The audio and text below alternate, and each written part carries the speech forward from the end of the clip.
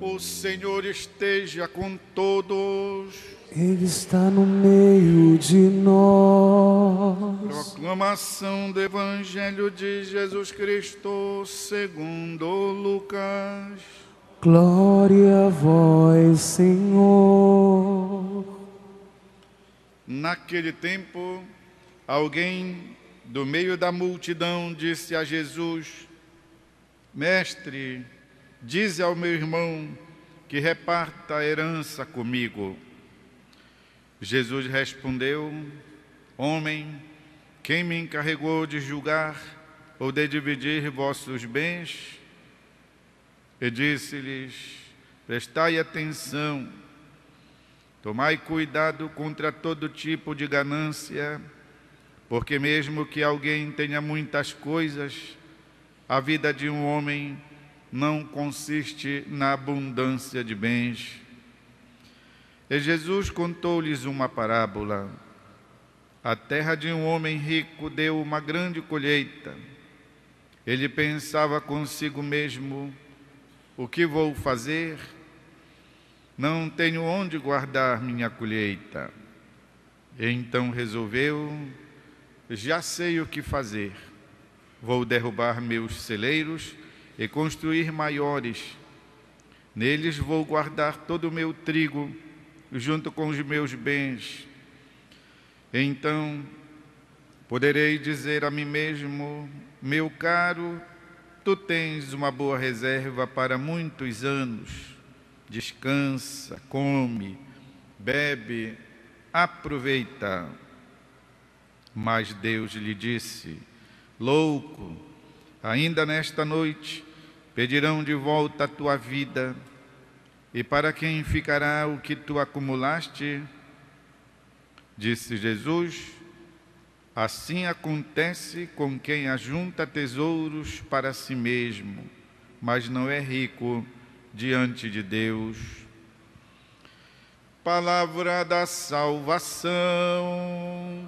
Glória a vós, Senhor.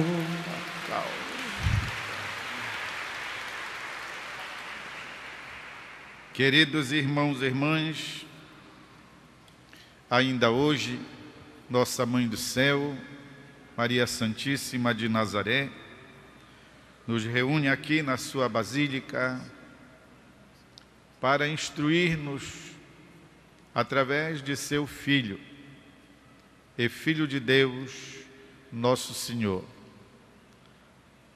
A vocação de Maria continua sendo aquela desde a festa de Caná da Galileia, aonde, diante da notícia inesperada de que estava acabando o vinho, ela tomou providências e conduziu, pois, o destino da festa à ação do seu filho.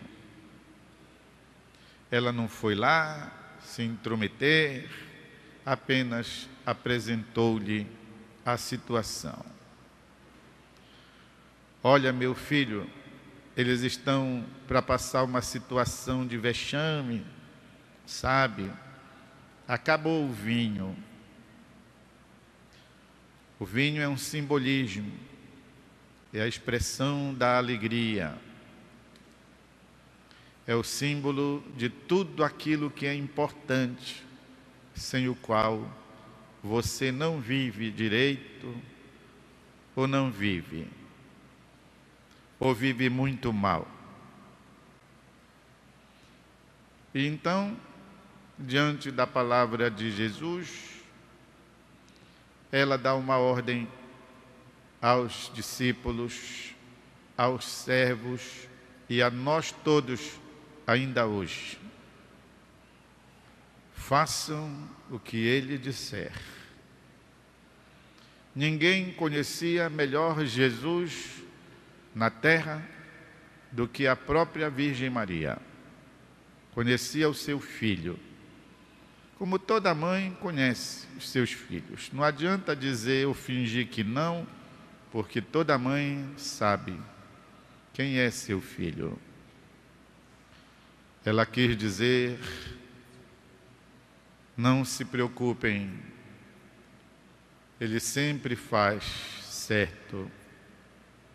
Ele é Deus, Ele pode resolver. Vocês estão em boas mãos. Só basta fazer o que Ele disser. Então, queridos, queridas, esta missão de Nossa Senhora de Caná da Galileia permanece todo o tempo. E também para nós aqui hoje que lotamos a Basílica Santuário, ela repete a mesma coisa. Fazei o que Ele vos disser. E Jesus nos disse aqui, diante de um fato e de uma parábola, coisas muito verdadeiras. Vocês sabem que tem páginas da Bíblia que a gente não entende direito. Nem os santos, nem os estudiosos entenderam direito. Mas tem umas páginas que não precisa nenhum estudo, é só escutar. Como é o caso de hoje. Todos nós sabemos o que Jesus quis dizer. Pediram a ele de resolver a encrenca de uma herança, e ele então diz: não, eu não fui constituído juiz para dividir os vossos bens.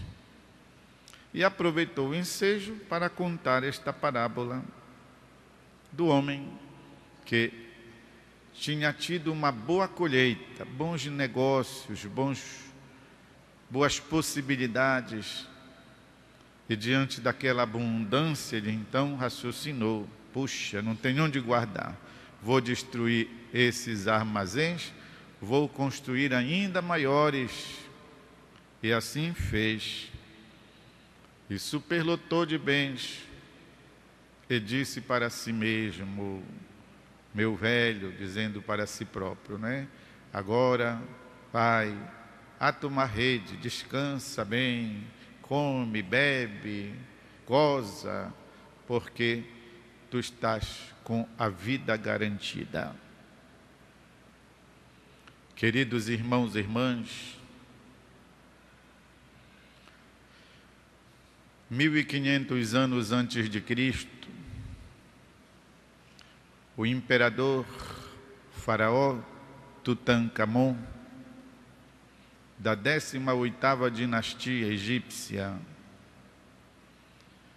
apenas com 19 anos, e prevendo a sua morte, ele e seus administradores mandaram construir o mais rico sepulcro que a história já conheceu. Dentro tudo ouro e pedras preciosíssimas.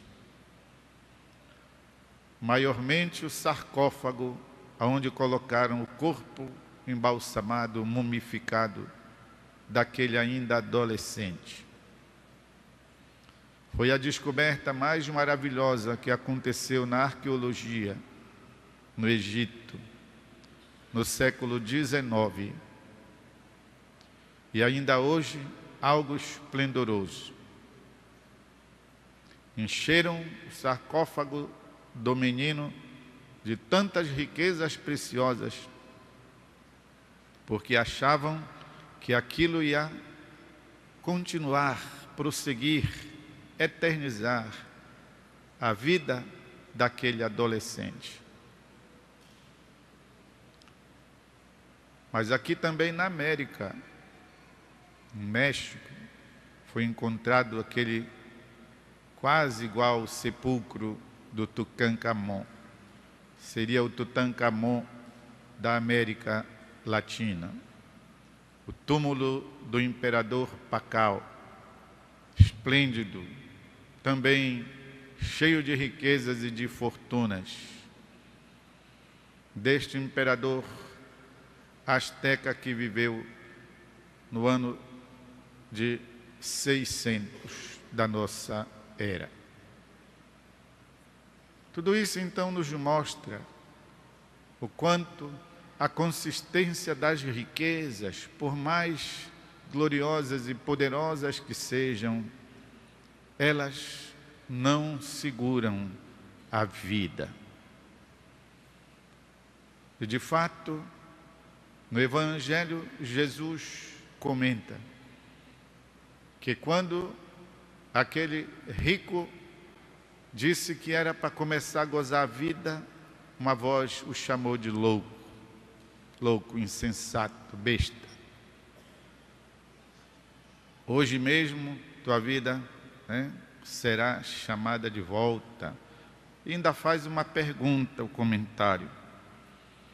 E para quem ficará tudo aquilo que tu acumulaste?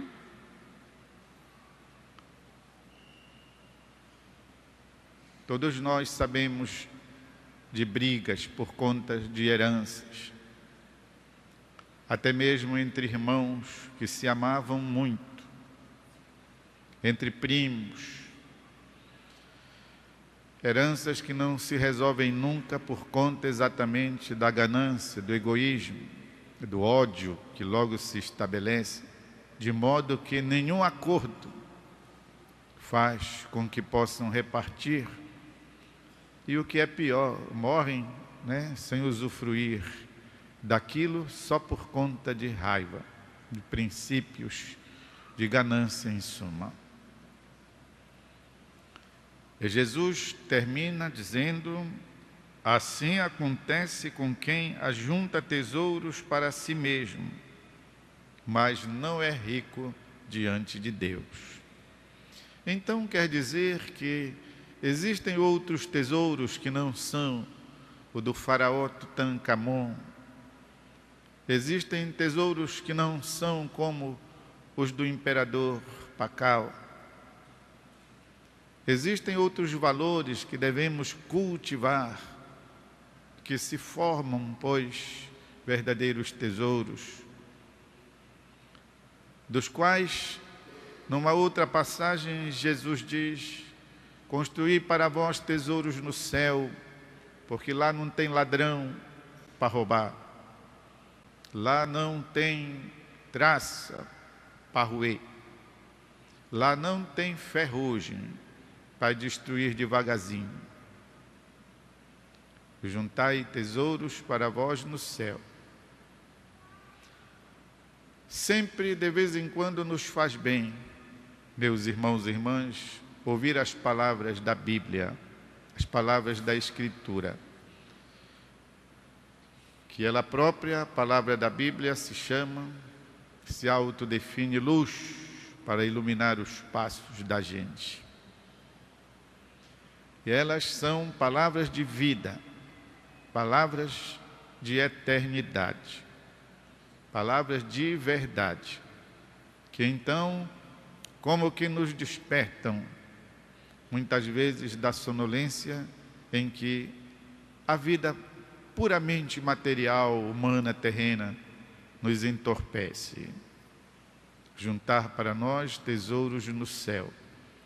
De vários modos podemos fazer isso, de várias maneiras, todos podemos fazer o nosso tesourinho para o céu. Vou dar agora um instante de silêncio, de modo que cada um possa interiorizar algo da palavra de Deus.